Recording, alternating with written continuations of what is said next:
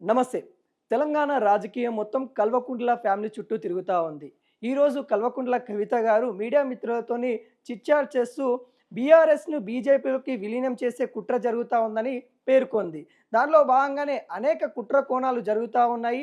ఎప్పటికైనా బీఆర్ఎస్ బీజేపీలోకి విలీనం చేయడానికి కేసీఆర్ గారు కూడా ప్రణాళిక సిద్ధం చేస్తా ఉన్నారన్నట్టు కూడా తను వ్యక్తం చేసింది. కవిత పైన అనేక ఆరోపణలు వచ్చినప్పుడు బీఆర్ఎస్ నాయకులు ఎందుకు స్పందించట్లేదు, ఒకసారి కూడా ఖండించట్లేదని కూడా తనైతే ప్రశ్నించింది. అదేవిధంగా కాళేశ్వరంకి సంబంధించిన నోటీసులు కేసీఆర్కి వచ్చినప్పుడు ఎవరు కూడా కేసీఆర్కి సానుభూతి కానీ లేకుంటే కేసీఆర్ని కలిసిన దాఖలాలు లేవు.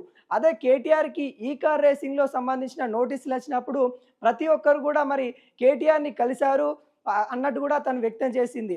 అంటే పార్టీలోనే నాయకులు ఈ విధంగా ఎందుకు తయారవుతా అన్నట్టుగా పార్టీ నేతలను కూడా ప్రశ్నించినట్టు కనబడతా ఉంది.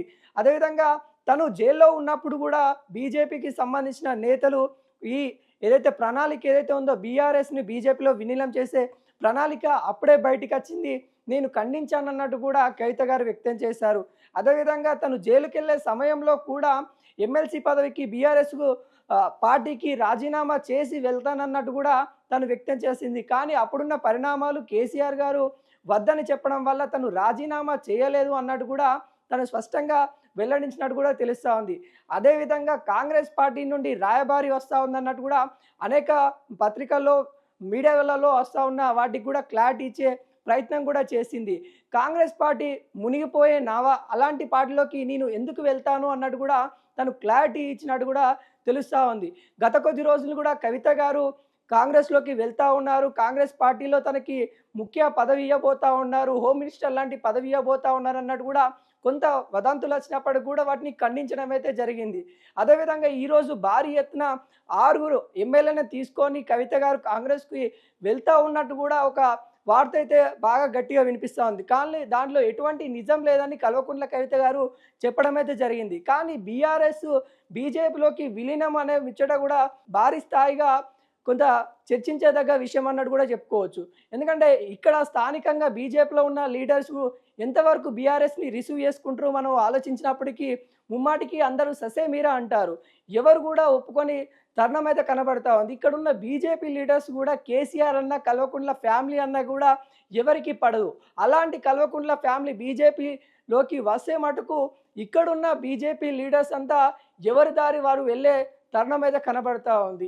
ఈ అన్ని అంశాలు కూడా మనం ఆలోచించినప్పుడు కల్వకుంట్ల కవిత గారు చేసిన వ్యాఖ్యలు ఎంతవరకు నిజం ఉన్నాయి, మరి నిజంగానే ఇది ఒక ప్లానా, లేకుంటే తను కల్వకుంట్ల ఫ్యామిలీ అంటే కేసీఆర్ పైన కావచ్చు, కేటీఆర్ పైన కావచ్చు కోపంతో తను మాట్లాడుతూ ఉందా అన్నట్టు కూడా కొంతవరకు మనం చర్చించుకోవాల్సిన పరిస్థితి వచ్చింది. ఇదంతా ఒకవైపు ఉంటే మరొక వైపు కల్వకుంట్ల కవిత గారికి బీఆర్ఎస్ పార్టీ నుండి షోకాజ్ నోటీసులు కూడా ఇవ్వబోతున్నట్టు కూడా తెలుస్తూ ఉంది. ఎందుకంటే ఇప్పటికే కేటీఆర్ గారు బీఆర్ఎస్ సంబంధించి సిల్వర్ జూబ్లీ సెలబ్రేషన్లో భాగంగానే తను విదేశీలో అయితే ఉండడం అయితే జరిగింది. అతను విదేశీలో ఉన్నప్పుడే కల్వకుంట్ల కవిత గారికి పార్టీ సంబంధించిన షోకాజ్ నోటీసులు అయితే ఇవ్వాలి. ఎందుకంటే పార్టీకి కట్టుబాట్లు ఉంటాయి, పార్టీకి సంబంధించిన రూల్స్ రెగ్యులేషన్స్ ఉంటాయి.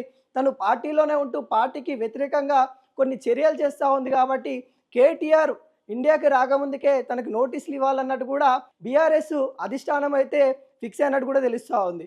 మరొక అంశం తెరపైకి అయితే వస్తూ ఉంది. కల్వకుంట్ల చంద్రశేఖరరావు అంటే మాజీ సీఎం కేసీఆర్ గారు ఇప్పటికి కూడా స్పందించట్లేదు. ఒకవైపు కేటీఆర్ తన వారసుడనే చెప్పకనే చెప్తా ఉన్నారు. ఈ వదంతు ఏదైతే తెరపైకి వచ్చిన 4 రోజులు అవుతున్నా కానీ కల్వకుంట్ల కవిత గారికి బుజ్జగింపులు చర్యలు చేసినప్పుడు కూడా కల్వకుంట్ల కవిత గారు ఎక్కడ తగ్గకుండా తనదైన శైలిలో తను ముందుకెళ్తా ఉన్న తరుణం అయితే కనబడతా ఉంది. మరి కేసీఆర్ గారు ఎందుకు కల్వకుంట్ల కవిత గారితో స్వయంగా మాట్లాడట్లేదు? వీళ్ళ వివాదం కూడా తారస్థాయికి చేరిందని కూడా చెప్పుకోవచ్చు. కేసీఆర్ గారు కవిత గారితో మాట్లాడడానికి కూడా ఇష్టపడట్లేదు అనేది ఇక్కడైతే మనకైతే స్పష్టమవుతా ఉంది. ఎందుకంటే 4 రోజులైన వివాదము ఇప్పటికి కూడా తెరపడట్లేదంటే కేసీఆర్ గారు కల్వకుంట్ల కవిత గారితో మాట్లాడడానికి ఇష్టపడట్లేదనే తెలుస్తూ ఉంది.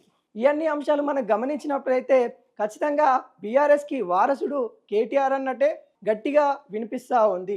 ఇవన్నీ అంశాలు ఎలా ఉంటే బీఆర్ఎస్ బీజేపీలో విలీనం అనే అంశము బీజేపీ నాయకులు కూడా ఖండిస్తూ ఉన్నారు. ఇవన్నీ తరుణాలు చూసిన తర్వాత కేసీఆర్ ఎలా రియాక్ట్ అవుతారు అనేది మనమైతే చూడబోవాలి.